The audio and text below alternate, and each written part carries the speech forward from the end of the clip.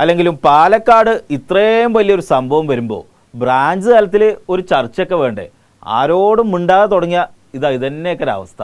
ഞാൻ അന്നേ പറഞ്ഞില്ല. ആരോട് പറഞ്ഞു? എന്നിട്ടാണോ ഇവരൊക്കെ ഈ പ്രശ്നം ഉണ്ടാക്കണേ? ആരും അറിഞ്ഞിട്ടില്ലല്ലേ? അന്നൊന്നും പറഞ്ഞിട്ടില്ല. എന്തോ ചിക്കില് കിട്ടുന്ന കേസായതുകൊണ്ടല്ലേ നിങ്ങൾ മാറ്റി നിർത്തിക്കാണ്ട് ഒറ്റക്ക് സംസാരിച്ചത്. എണ്ണി മറുപടി കൊടുക്കാം. നമ്മളിത് ഇങ്ങനെ ചോദിച്ചാൽ നേതാക്കന്മാർക്ക് ഒരു വില ഉണ്ടാവില്ല. ചോദിക്കേണ്ട രീതി വേറെയാണ്.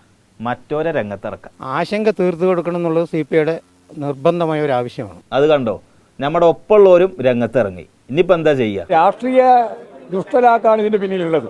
വേറെ ഒരു കാര്യവും ഇതിന്റെ പിന്നിലില്ല. അങ്ങനെ പറഞ്ഞ് ഒഴിവാല് നടക്കൂല സഖാവേ. നിങ്ങൾക്ക് അവിടുത്തെ വെള്ളത്തിന്റെ പ്രശ്നം അറിയാത്തതുകൊണ്ടാണ്. ഏലപ്പള്ളി പ്രദേശം എന്ന് പറഞ്ഞാൽ ജലദൗർലഭ്യം കൂടുതലുള്ള സ്ഥലമാണ്.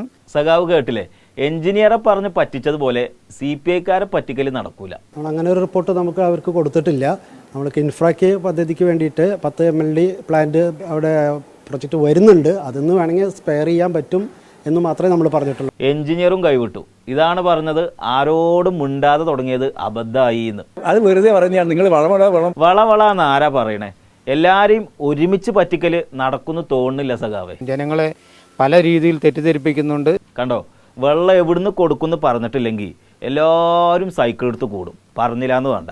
5 ഏക്കർ സ്ഥലം മുഴുവൻ മഴവെള്ള സംഭരണിക്ക് വേണ്ടി ഉപയോഗിക്കുന്നുള്ളതാണ്. പിന്നെ താൻ ഉദയഗിരി പഞ്ചായത്തിൽ എന്തോ മഴക്കുഴി പദ്ധതി ഒപ്പിച്ചിരുന്നു കേട്ടല്ലോ. എത്രടയാ? ഓ, അതിന് മാത്രമൊന്നും ഇല്ലെന്നേ. എന്നിട്ട് കുഴികുത്തി തുടങ്ങിയോ? മഴയില്ലാതെ കുഴിയോടെ കുത്താനാ. എന്നാ പിന്നെ ആദ്യം മഴ പെയ്ക്കാനുള്ള ഒരു പദ്ധതി തുടങ്ങ്. അത് കൊള്ളാലോ, നോക്കാം. 5 ഏക്കർ മഴവെള്ള സംഭരണിക്ക് ഉപയോഗിച്ചാൽ ഒരു 10 കോടി ലിറ്റർ മഴവെള്ളം ഓരോ സീസണിലും സംഭരിക്കാം. 10 കോടി ലിറ്ററോ? മഴവെള്ള സംഭരണി എന്ന് പറഞ്ഞാൽ നിങ്ങൾ ചെറിയ ഒരു എന്താ പറയുക, മറ്റേ ടാങ്ക് ഉണ്ടല്ലോ, ആ ടാങ്കിലുള്ള മഴവെള്ള സംഭരണിയല്ല.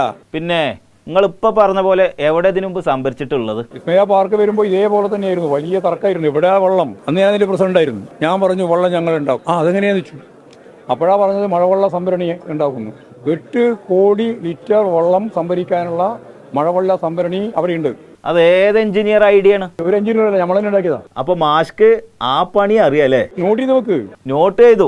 ഗോവിന്ദ മാഷപ്പോ മാഷും സെക്രട്ടറി മാത്രമല്ല, എഞ്ചിനീയർ പണി എടുക്കും. ഇപ്പൊ നിലവിലുണ്ട്, വർക്ക് ചെയ്തുകൊണ്ടിരിക്കുക, കുറെ കൊല്ലായി. അപ്പൊ വെള്ളപ്രശ്നം പരിഹരിക്കാൻ ഗോവിന്ദ മാഷ് ജലസംഭരണി ഉണ്ടാക്കും. അതിന് എഞ്ചിനീയർമാരുടെ ആവശ്യം പോലും ഇല്ല. പാർട്ടിക്ക് എഞ്ചിനീയർ പണി എടുക്കാനും അറിയാം. പ്ലാച്ചിമടയിൽ കൊക്കക്കോളയ്ക്കെതിരെ സമരം നടത്തി കൊക്കക്കോള ഫാക്ടറിയെ പൂട്ടിച്ചവരാണ് ഇപ്പോൾ ഇവിടെ ബ്രൂവറിയും ഡിസ്റ്ററിയും തുടങ്ങാനുള്ള നടപടിയുമായി മുന്നോട്ട് വരുന്നത്. ജനങ്ങളെ അണിനിരത്തിക്കൊണ്ട് ഞങ്ങളതിനെ നേരിടും. അന്ന് മാഷ്ക്ക് എഞ്ചിനീയർ പണി അറിയില്ലായിരുന്നു. പിന്നെ കൊക്കക്കോള പൂട്ടിച്ചതിൻ്റെ കുറ്റബോധം തീർക്കാൻ വേണ്ടിയിട്ടാണ് ഇപ്പോൾ പാലക്കാട്ടേക്ക് ഇങ്ങനൊരു കമ്പനി കൊണ്ടുവരുന്നത്. അപ്പോൾ ലാൽ സലാം സഖാക്കളെ.